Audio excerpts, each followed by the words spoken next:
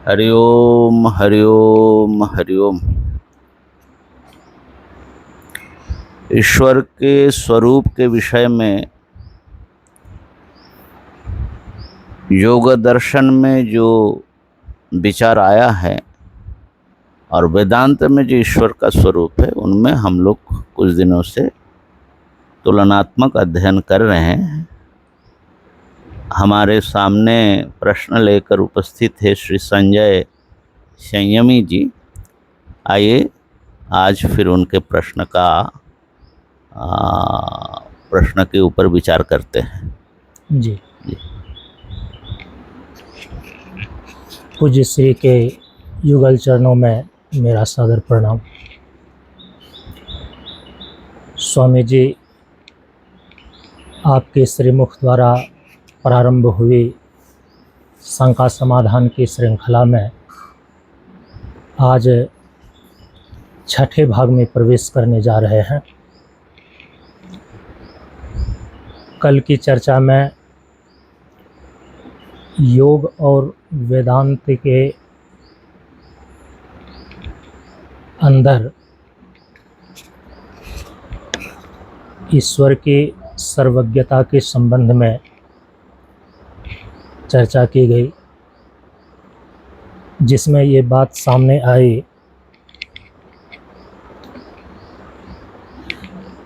कि योग का ईश्वर जो सर्वज्ञ है, सर्वज्ञ तो है लेकिन सर्ववित नहीं है। सर्वज्ञ इस मायने में कि योग के ईश्वर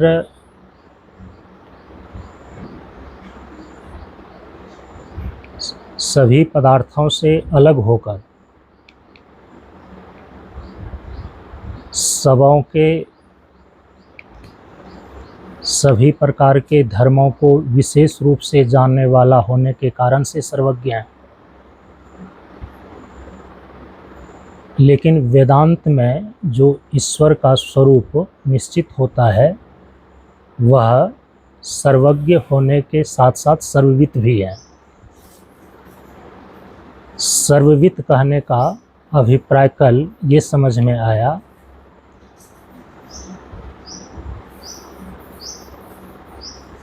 कि सर्व रूप में होकर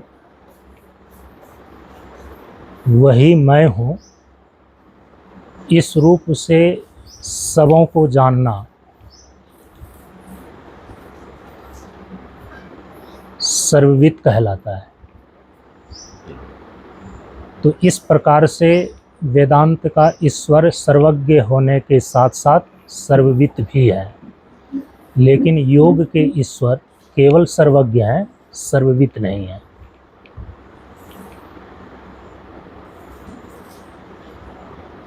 महाराज जी, अब यहाँ पर जो कल की चर्चा विराम ली थी, ऋग्वेद के पुरुष सूक्तम में जो सर्वात्मा पूर्ण पुरुष के रूप में पुरुष का वर्णन किया गया है, वहाँ पर उस सर्वात्म रूप से पूर्ण पुरुष की महिमा गाते हुए ये कहा गया है कि पुरुष एवेदगम सर्वम यच्च भूतम यच्च भाव्यम उतामृतत्वस्य सानः यदन्ये नातिरोहति पुरुषः। अब कुछ आर्य समाजी जैसे विचारधारा के लोग हैं जो इस सर्वात्मा पूर्ण पुरुष के महिमा जो यहाँ पर सर्वरूप में बतलाई गई है, इसको केवल अर्थवाद मानते हैं कि जो पुरुष विशेष ईश्वर हैं वो सबका नियमन, सबकी मर्यादा निश्चित करके निर्धारित करते हैं, और उसका अर्थ ये नहीं होता है कि वे सर्वरूप हो जाते हैं। इसीलिए ये सब अर्थवाद है। इसको किस प्रकार से लेना चाहिए?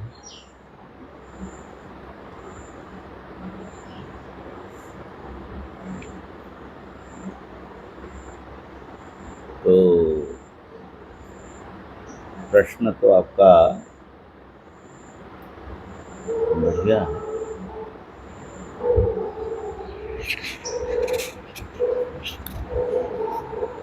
ऐसा है कि आर्य समाज के विद्वानों द्वारा जो वेद की व्याख्या की है वो परंपरा से हट करके हैं। जी। उन्होंने अपने सिद्धांतों का पहले से निश्चय कर लिया और फिर उसके अनुसार वेदार्थ को तोड़ मरोड़ करके उसको घटाया। तो इसलिए अपने जहाँ अनुकूल नहीं पड़ता उसको अर्थवाद कह दो, सबसे आसान तरीका है उसको खारिज करना। और साथ ही वेद को सर्वांश रूप में ग्रहण भी नहीं किया गया है। उनके कई विद्वानों ने उपनिषद भाग को, हाँ जी, जो वेद के शिरोभाग उपनिषद हैं, हाँ जिनको जी, वेदांत की संज्ञा जी प्राप्त जी, है, हाँ जी, तो उनको तो केवल वो ऋषियों का चिंतन मात्र मान करके हाँ जी, वेद का अंश ही उनको स्वीकार नहीं करते। अर्धांश में वेद के मंत्र और ब्राह्मण भाग को वे केवल प्रमाण मानते हैं, बाकी उपनिषद को प्रमाण भी कई बार नहीं मानते वो। मेरे ख्याल से ब्राह्मण भाग को भी नहीं मानते हैं, मंत्र भाग को ही खाली मानते हैं। ब्राह्मण भाग जी। को उसका व्याख्यान मानते हैं, उपनिषद ब्राह्मण भाग के ही अंतर्गत हैं।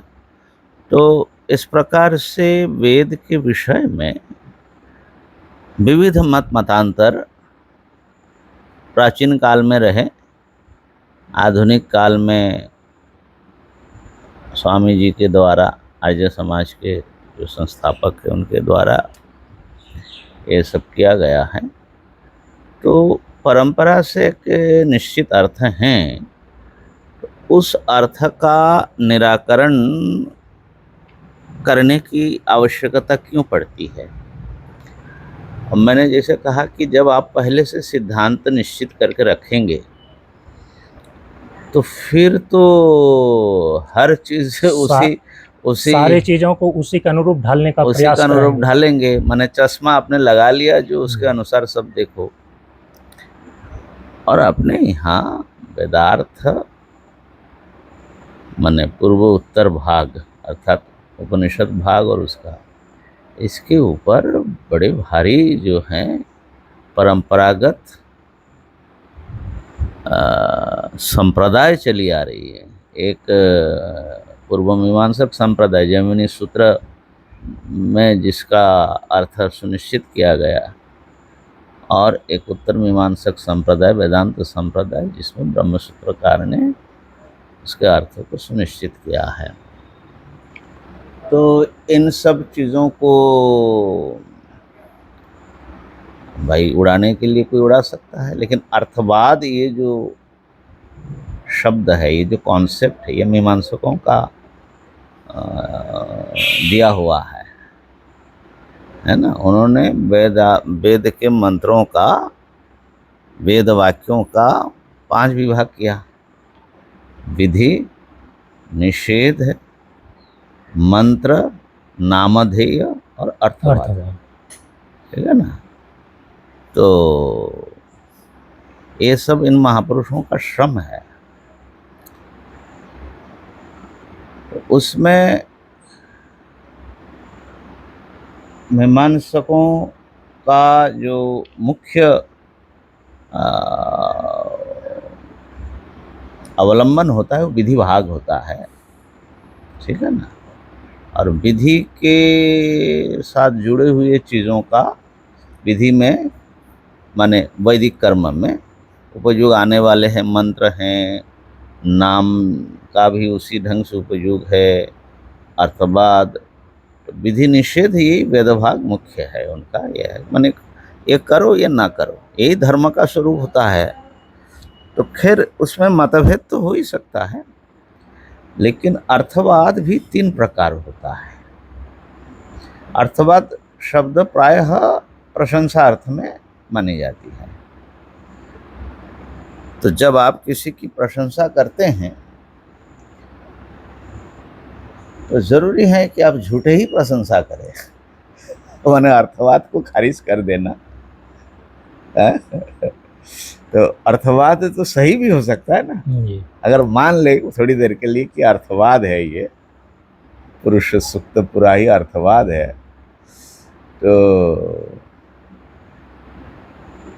माने प्रशंसा में और स्तुति में वो बातें की गई, हाँ, ये कही अगर गई है। मान भी ले पुरुष की महिमा का लेकिन वर्णन है, सभी प्रशंसाएं और स्तुतियां झूठी ही तो नहीं हो सकती है। नहीं होती है। कई बार जो है वो सही स्तुति भी हम करते हैं, जी और खास करके जो बड़े गंभीर लोग हैं वो फालतू स्तुति नहीं करते, किसी को चापलूसी नहीं करते हैं।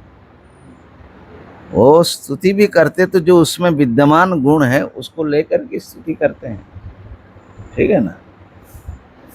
बहुत बार मुझसे ही कोई ऐसी बातें नहीं होती है जो मैंने, अब किसी के, मान लो कि किसी के सभा में गए, अब उनके कसीदे में सब बड़े बड़े सब वाक्य पढ़े जा रहे हैं, अब मैं कैसे पढ़ूं? माने मुझे जो स्पष्ट दिख रहा है कि ये सब इसमें है ही नहीं, तो हम एक जो है वो बताओ। कहने का एक भाव है कि हमारे जैसे सामान्य पुरुष भी झूठ बोलने में संकोच करते, माने स्तुति में भी। जी तो जो इतने बड़े ऋषि महर्षि लोग हैं, ये जो है, हाँ, जहाँ साहित्यिक अलंकार की बात हो वो बात अलग है। लेकिन तो इसीलिए मीमांसकों ने अर्थवाद की 3 विधा बताई। जी कल उसके हमने संकेत किया था, विरोधे गुणवादस्य, अनुवाद, गुणवाद और भूतार्थवाद। भूत माने सत्य, जी सत्य माने यथार्थ। तो एक है गुणवाद, एक है अनुवाद और एक है यथार्थवाद। ये अर्थवाद भी 3 प्रकार है। तो गुणवाद कहाँ होता है? गुण माने गौण अर्थ में, जहाँ स्पष्ट विरोध दिखता है। जैसे किसी बच्चे को बताए, देखो ये शेर जो है सिंहो मानवका, ऐसे प्रसिद्ध है, जी सिंह है ये बच्चा। तो सिंह तो वो तो मनुष्य है ना, सिंह तो है नहीं, वो तो साफ भेद दिखता है। तो फिर क्या भाव है इसमें? सिंह जैसा पराक्रम वाला। तो पराक्रम जो गुण है, उसके बल और पराक्रम का, बच्चे का, उस गुण को लेकर के उसको सिंह कह दिया। इसको बोलते गुणवाद। जहाँ विरोध हो, माने सिंह शब्द का मुख्य अर्थ होता है जो पशुराज है, जंगल में रहने वाला। तो वो अर्थ तो ये बालक में घट नहीं सकता, जी इसीलिए उसको गौण अर्थ, गौण माने उसके किसी गुण को लेकर ये शब्द प्रयोग हुआ, ऐसा मानो, ठीक है ना। तो अर्थवाद भी सर्वथा वो रहित नहीं होता है, माने उसको किसी गुण को लेकर के कहा गया, गुणवाद है। तो गुण सचमुच है उसमें, तभी होगा। कुछ न कुछ गुण का अंश उसमें माने दिखाई। सिंह के कुछ गुण के सदृश उसमें गुण होना चाहिए, तब उसको सिंह कहा जाएगा। अनुवाद जो हैं, वेदों में कुछ ऐसे वचन मिलते हैं जो हम या सब प्राणी पहले से ही उस बात को जानते, वेद पढ़ने की जरूरत नहीं होती है। जैसे अग्निर्हिमस्य भेषजम, अगर ठंडी लगे तो अग्नि का सेवन करो, वो औषध है। तो क्या ये वेद पढ़ने के बाद हम लोग आग के पास जाते हैं क्या? ठंडी में देखते, बनारस में जब बहुत ठंडी होती है तो अलाव डालते हैं उसमें पशुओं के लिए ना, लकड़ियाँ डालते हैं सरकार से, तो जलता है तो पशु सब अपने आप उसमें आता है महाराज, खोजते खोजते। तो कौन सा वेद पढ़ के आया? तो फिर वेद का ये कहना, ये बात व्यर्थ है। माने जो प्रत्यक्ष प्रमाण से सिद्ध है वो बात अगर वेद कहता है तो वेद के कोई प्रामाणिकता सिद्ध नहीं होगी। जो अज्ञात ज्ञापन कराने में ही वेद की सार्थकता है, ठीक है ना। तो ऐसे अर्थ जो है उसको माना जाता है अनुवाद। वो कुछ और बात उनको कहना है, इसके लिए प्रत्यक्ष सिद्ध अर्थों का वो अनुवाद करता है जी, है ना। तो ये अनुवाद है। अनु माने बाद में, पश्चात, उस प्रमाण से सिद्ध हुई बात को फिर कहना अनुवाद होता है। जो गुणवाद भी नहीं है, माने विरोध भी नहीं होता है और अनुवाद भी नहीं है, माने न तो प्रत्यक्ष के विरोध में है न प्रत्यक्ष से सिद्ध होता है, ऐसी बातें जो कही जाए उसको माना जाता है यथार्थवाद। जैसे उदाहरण के लिए इंद्र वृत्राय वज्रम उदजच्छत, इंद्र ने वृत्र के लिए वज्र उठाया। अब इंद्र जो है देवराज है,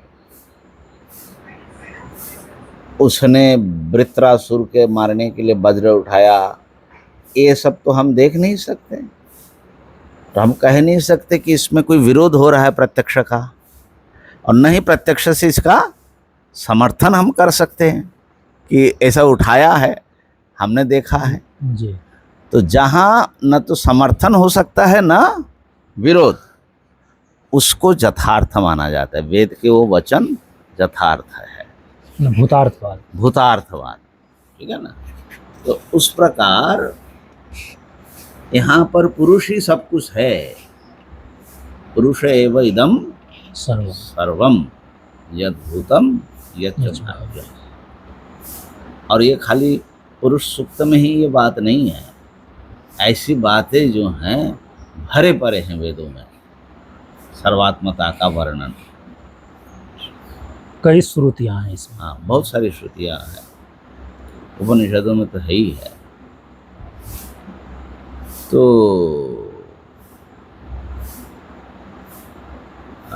मैंने पुरुष सूक्त तो मूलतः समझ लो कि ऋग्वेद में आया है, लेकिन जो यजुः संहिता है, अथर्व संहिता है, उनमें भी सब उनमें भी है। तो इसको जो है एक चेतन सत्ता जड़ और जीव और सब रूप में विद्यमान है, ये तो कोई प्रत्यक्ष से या अनुमान से भी जान नहीं सकता है, ठीक है ना। और विरोध भी नहीं कर सकते।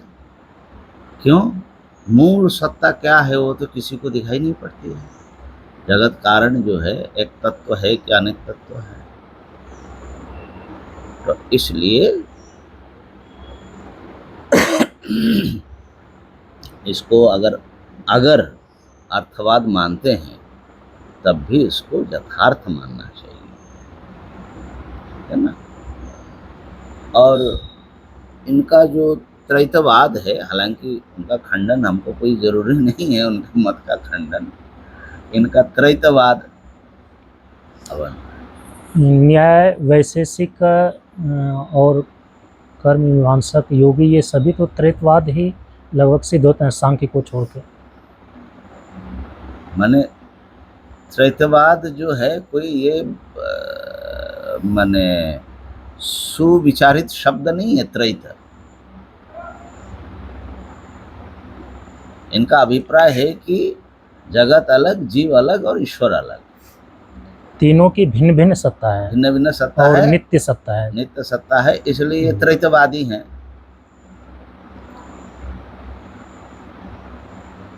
तो हम लोग इनको द्वैतवादी कहते हैं। द्वैतवादी क्या है? जो एक से अधिक वस्तु की मूल सत्ता अधिक माने, एक से अनेक माने, वही द्वैतवादी है।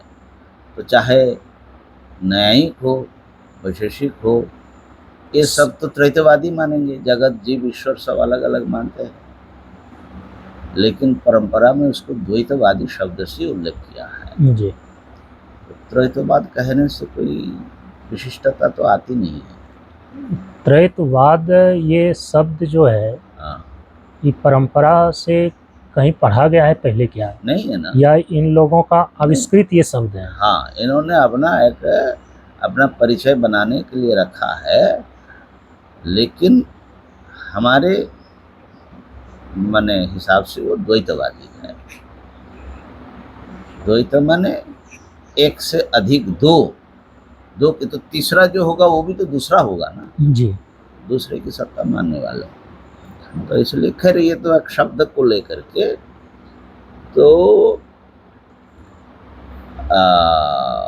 इस प्रकार का, जैसे हमारे माध्व द्वैत वेदांती है मध्वाचार्य, तो वो भी द्वैतवादी माना जाएगा, क्योंकि जीव अलग, जगत अलग, ईश्वर अलग मानते हैं। ठीक है ना?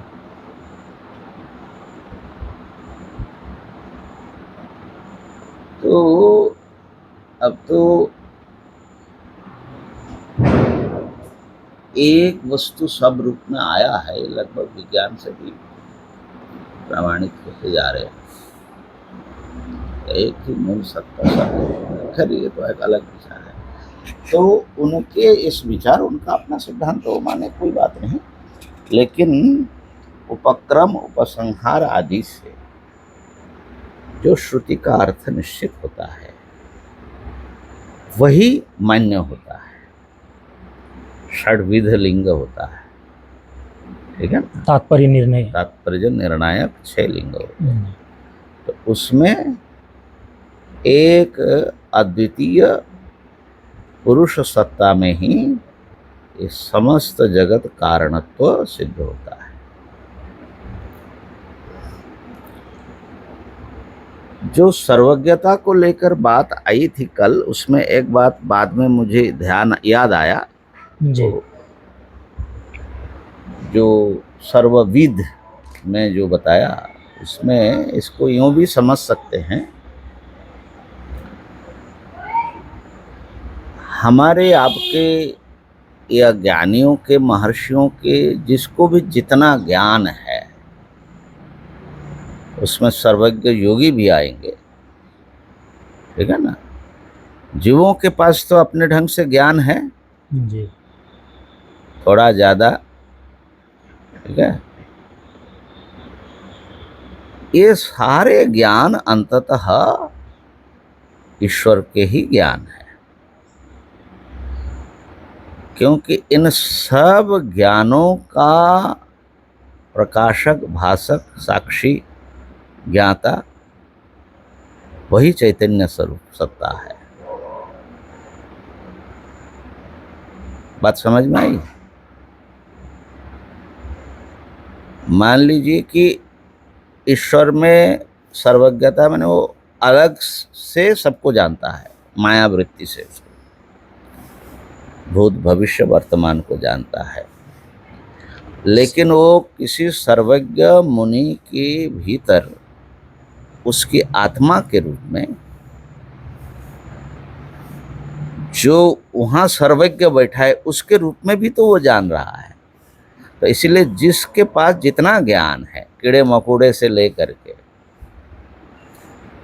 ब्रह्मा जी तक, इन सबका जो विशिष्ट ज्ञान है, अलग अलग सबका ज्ञान है ना जी। ये सारे ज्ञान भी अंततः वही सर्वात्मा परमेश्वर का ही ज्ञान सिद्ध होता है। बात पकड़ में आ रही है? सर्वज्ञ और सर्ववित के संबंध में हाँ जी, मैंने कहीं पर सुना है कि सबों को सामान्य रूप से जानना सर्वज्ञ है, सर्वज्ञ। हाँ जी। और सबों को विशेष रूप से जानना, हाँ जी, वो क्या सर्ववित कहलाएगा? हाँ जी। तो सामान्य रूप से जानना और विशेष रूप से जानना क्या है ना, ये आनंद गिरी के शब्द है जी। वहाँ जो यह सर्वज्ञ सर्वविद मुंडक में आया है ना, वहाँ आनंदगिरी जी का शब्द है। लेकिन कुछ लोग उसका कैसा अर्थ लगाते हैं कि सामान्य रूप से जानना मतलब सब सन्मात्र वस्तु है, उससे अतिरिक्त कुछ नहीं है। तो कारण रूप से जानना मतलब ऐसा समझ लो, उपादान रूप से, एक कारण रूप से जानना। ये तो ज्ञानी भी जानता है, ब्रह्म ज्ञानी को भी, कि सब ब्रह्म है, लेकिन प्रत्येक को विशेष विशेष रूप से उसका ज्ञान नहीं होता। अर्थात जैसे घट कुल्हड़ इत्यादि हाँ, को मृतिका रूप से जानना। हाँ, ये आपने सामान्य मिट्टी का पहचान है, जी। तो दुनिया में जितने भी मिट्टी के बर्तन हैं ये सब मिट्टी ही है, ऐसा ज्ञान आपको होगा। ये सामान्य रूप से जानना, ठीक है। और तत्तद वस्तुओं के विशेष आकृति और उसके धर्म प्रयोजन आदि के साथ जानना, वो विशेष जानना है। तो ये लोग का कहना है कि ज्ञानी सर्वज्ञ हो सकता है, सर्वविद नहीं हो सकता। विकारों को वो नहीं जानते हैं, विकारों के जो अपने विशिष्ट रूप है उस रूप में नहीं जानते। तो ईश्वर जो है कारण रूप से भी जानते हैं और विशिष्ट रूप से भी जानते हैं, इसलिए वो सर्वज्ञ सर्वविद है। लेकिन सबका कारण एक ही इस रूप से जानने से कोई सर्वज्ञ नहीं हो जाता, तब तक तो हम आप सभी सर्वज्ञ ही हो जाएंगे है ना। और न्यायिकों में ये प्रसिद्धि है कि सर्वम प्रमेयम, सब ज्ञेय है, प्रमेय है, प्रमा का विषय है, ऐसा तो सब जान लेते हैं हम लोग। तो क्या सबका ज्ञान हो गया? तो ये तो सर्वज्ञता का एक मखौल उड़ाना है तो इसलिए वो आनंदगिरी का जो अर्थ मैंने कहा आपको कि वो जो है उन्होंने कहा भी है, माने माया उपाधि से वो सबको जानता है और तत्तद विशिष्ट जो जीवों की उपाधि उसके भीतर बैठ करके भी जानता है, माने तत्तद रूप में भी। तो ईश्वर सर्वात्मा ना है, तो ऐसे ही जो ब्रह्मज्ञानी है वो भी सर्वात्मा के रूप में अपने को अनुभव करता है। तो इसलिए उनमें भी सर्वज्ञता और सर्वव्यतिता दोनों माने स्वरूप की दृष्टि से प्राप्त है, उपपन्न होता है। तो जो ज्ञान है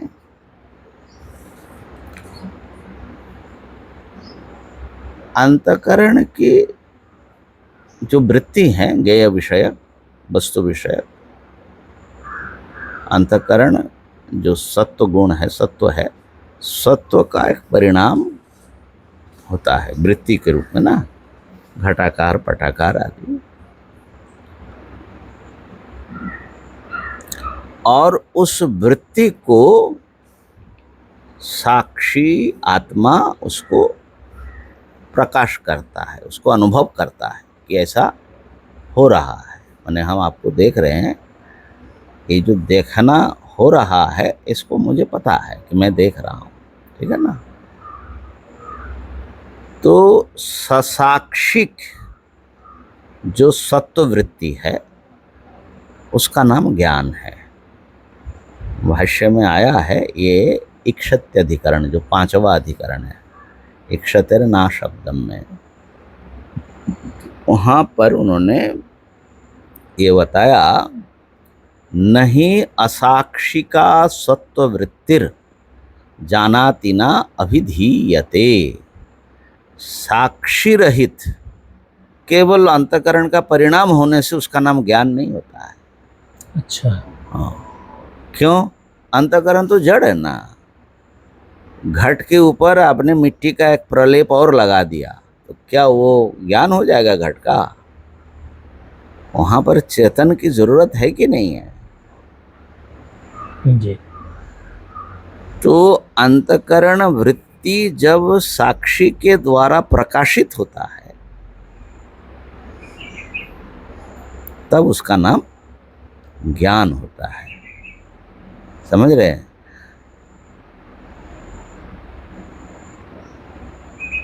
माने आपके किसी भी वस्तु को पहले वृत्ति आवृत करती है, हाँ, व्याप्त करती है, व्याप्त करती है। हाँ जी। और चूंकि जो चेतन है वह व्यापक होने के कारण से उसमें प्रकट होता है, समझ लो। जी। तो जो प्रकट जब तक नहीं होगा चैतन्य तो कुछ भी जानना संभव नहीं है। तो खाली अंतःकरण वृत्ति जो है, वृत्ति तो अंतःकरण जड़ है ना, तो जड़ है, तो जड़ के ऊपर एक जड़ और पड़ा, अंधकार से आवृत है और अंधकार डाल दिया तो क्या होगा? समझ रहे ना? तो इसीलिए अंतःकरण वृत्ति मात्र को ज्ञान नहीं माना जा सकता है।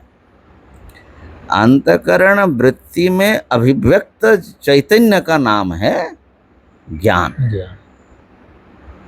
ठीक है? तो इसलिए जहां जो भी ज्ञान है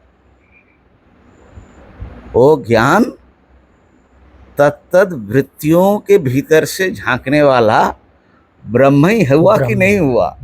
अब बताओ वो कैसा सर्वविद बना हुआ है। समझ रहे ना? तो इसलिए ये जो है ध्यान में रखने की बात है कि जिसके भी जितने भी ज्ञान है वो असल में परमात्मा का ही ज्ञान है। और इस विषय पर भगवान शंकराचार्य जी ने कई जगह बताया। एक बृहदारण्यक श्रुति है, नान्यतोस्ति दृष्टा नान्यतोस्ति श्रोता नान्यतोस्ति विज्ञाता। इस एक आत्मा को छोड़ करके कोई भी दूसरा दृष्टा नहीं है, श्रोता नहीं है, मनता नहीं है, विज्ञाता नहीं है। समझ रहे हैं?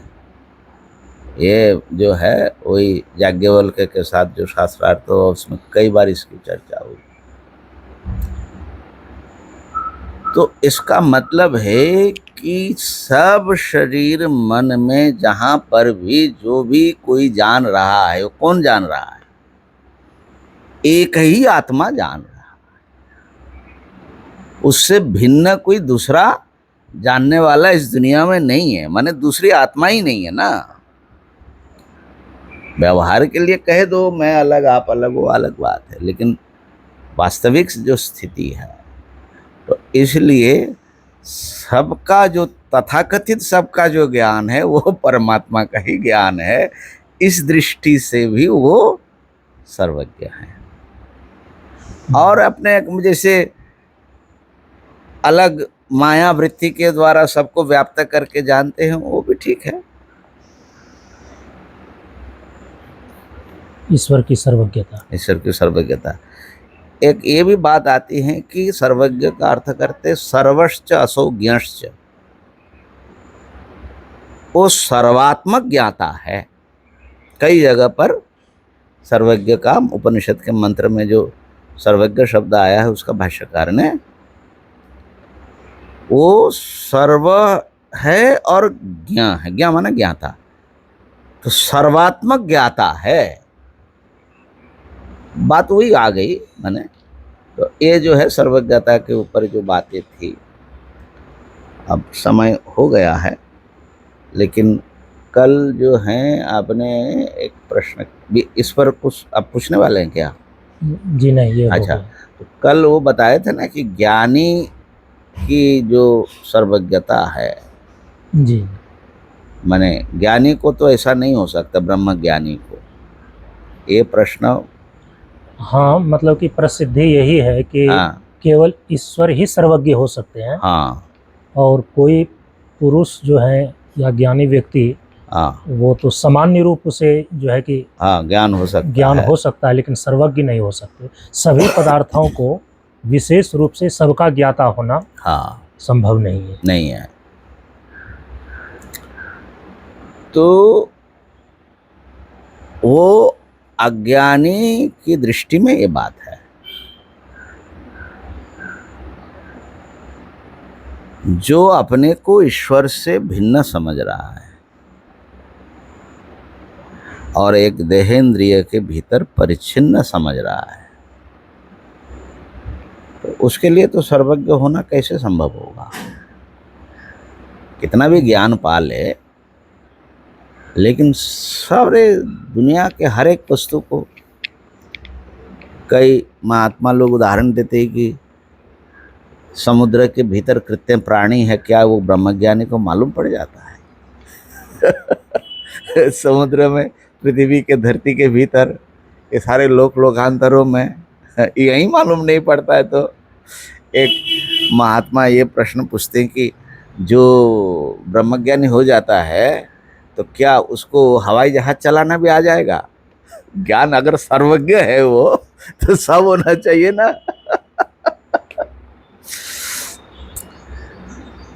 प्रश्न ठीक लगता है, लेकिन वो ज्ञानी की स्थिति को या उसके स्वरूप को न समझ करके प्रश्न कर रहा है।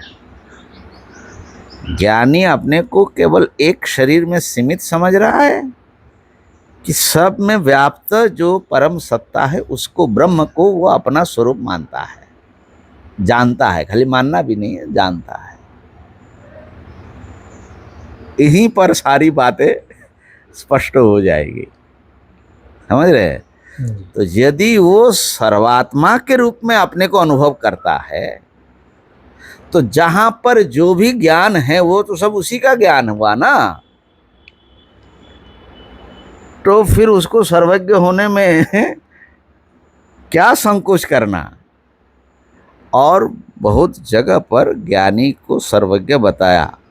अब वो कह देते कि ये उनकी स्तुति है, लेकिन हम कह रहे कि स्तुति है तो झूठ क्यों है? झूठ थोड़ा ही होगा, है ना। और इस विषय पर हमने ब्रह्मसूत्र की बात शायद पहले दिन बताया था कि ब्रह्म का ऐश्वर्य ज्ञानी को प्राप्त होता है कि नहीं, मुक्त पुरुष को। तो उसमें जैमिनी जी का मत है कि प्राप्त होता है, औडुलुमी जी का मत है कि वो चैतन्य मात्र ही ब्रह्म स्वरूप है, तो इसलिए सर्वज्ञता आदि सब मिथ्या है, औपाधिक है।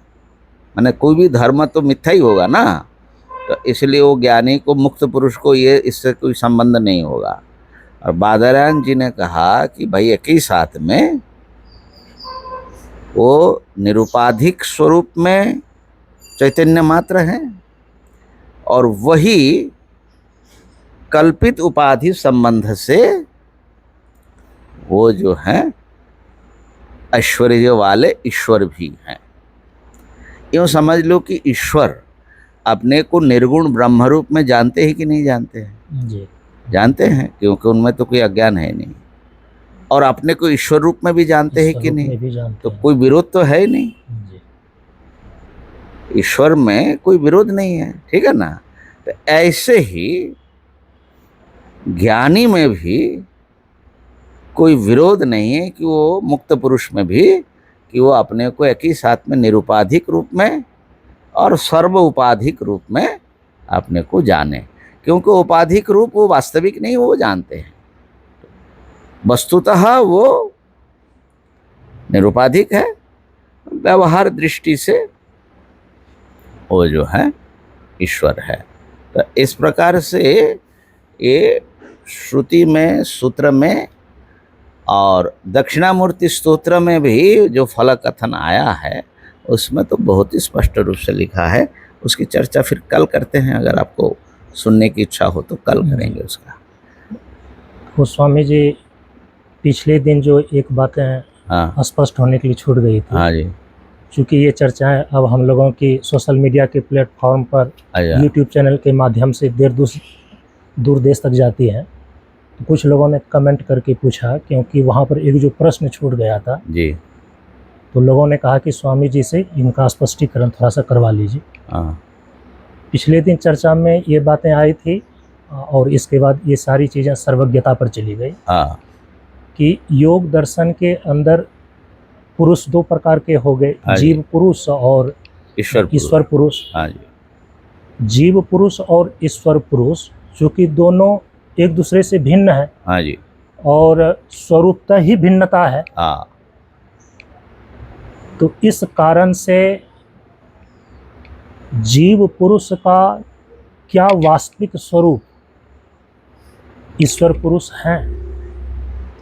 माने स्वरूप क्या है? वेदांत के अंदर जिस प्रकार से ये बातें मानी जाती है कि जीव का जो वास्तविक स्वरूप है वो ईश्वरी है, ईश्वर है, और जो ईश्वर है वह सभी जीवात्माओं की वास्तविक आत्मा है। ठीक, क्या इस प्रकार से हाँ जी, जो योग दर्शन के अंदर जीव पुरुष और ईश्वर पुरुष है, हाँ, ऐसा संबंध है क्या? ऐसा उनका? संबंध है क्या? नहीं है, बिल्कुल नहीं है, बिल्कुल नहीं। ये नहीं कह, बिल्कुल नहीं है योग दर्शन की सीमा में हम यह नहीं कह सकते हैं जी, कि सभी जीव पुरुषों का वास्तविक स्वरूप हाँ, ईश्वर पुरुष है। बिल्कुल नहीं कह सकते। जी, फिर तो योग दर्शन नहीं रहेगा, उसका नाम वेदांत दर्शन हो जाएगा। जी, अनेक पुरुषवाद और स्वतंत्र प्रकृतिवाद, ये दो ऐसा स्तंभ है। अनेक पुरुषवाद, हाँ, अनेक पुरुषवाद, अनेक पुरुषवाद, जी, जीवों में भी आपस में भिन्नता है जी। ना, है तो अनेक पुरुषवाद और स्वतंत्र प्रकृतिवाद, ये दो जो वाद है वो स्तंभ है सांख्य दर्शन का और योग दर्शन योग का, दर्शन। और दोनों ही वेदांत, अद्वैत वेदांत में अमान्य है, ठीक है ना।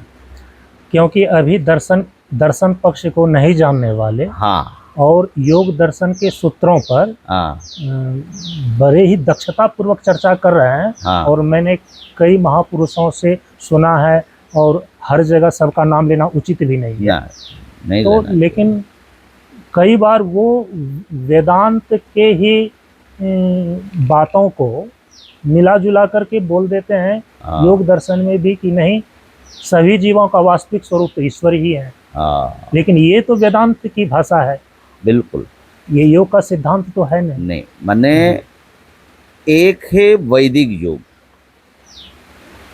ध्यान देना, वैदिक योग, वैदिक योग अच्छा, माने वेद में या वेदांत में, उपनिषदों में भी योग का वर्णन है। जैसे कठोपनिषद में है, कठोपनिषद सुना कि नहीं? जी जी, कठोपनिषद, श्वेताश्वतर उपनिषद, श्वेताश्वतर में तो बहुत है, सारे माने आसन प्राणायाम से लेकर के सबका वर्णन है। तो वैदिक योग के अनुसार तो फिर यही है, माने एक ही ईश्वर सबकी आत्मा है। तो वो उनको वो स्पष्टीकरण करना पड़ेगा कि असल में वो वैदांतिक योग की चर्चा कर रहे, न को योग सूत्र के अनुसार जो योग है उसकी चर्चा हो रही है। अच्छा अच्छा, हाँ, ये दोनों में भिन्नता है। अगर जैसे हम लोग भी योग का चर्चा करते हैं, लेकिन अगर योग सूत्र की चर्चा कर रहे तब तो फिर ये रखना पड़ेगा आपको, अनेक पुरुषवाद और स्वतंत्र प्रकृतिवाद। और अगर वेदांत सम्मत एकात्मवाद को अनुभव करने के लिए जो योग उपाय है, ध्यान समाधि आदि की चर्चा है, उसके अनुसार चल रहे हैं, तो वो फिर वो अद्वैत में ही पहुंचेंगे, तो वो अलग है। ऐसे भी वेदांत को तो योग का व्यवहार पक्ष जो है, क्रिया पक्ष जो है, हाँ, ये तो स्वीकार्य ही है। हाँ बिल्कुल। साधन, देखिए साधन जो प्रक्रिया है, लगभग ब्रह्मसूत्रकार ने किसी भी साधना की प्रक्रिया पर आक्षेप नहीं किया है। भाष्यकार ने भी स्पष्ट किया है कि सांख्य की जो साधना है विवेक और पुरुष की असंगता, योग की जो साधना है ये धारणा ध्यान समाधि आदि, ये सब हमको मान्य है। लेकिन इसका मतलब ये नहीं कि उनका सिद्धांत पक्ष भी मान्य है। तो सिद्धांत जो द्वैत सिद्धांत है वो मान्य नहीं, वो मान्य नहीं है। द्वैत सिद्धांत भी मुख्य रूप से क्या है कि एक अद्वितीय चेतन ही सारे जगत का अभिन्न निमित्त उपादान है और वही सब जीवों की आत्मा है। ये है हमारा अद्वैत सिद्धांत। ये जो है इसका विरोध में अगर कोई बात है तो बिल्कुल हम लोगों को मान्य नहीं है। ठीक है जी। हरिओम तत्सत, हरिओम तत्सत, हरिओम तत्सत। ओम पूर्णमदः पूर्णमिदं पूर्णात् पूर्णमुदच्यते पूर्णस्य पूर्णमादाय पूर्णमेवावशिष्यते। ओम शांति शांति शांति। ओम ब्रह्मार्पणमस्तु।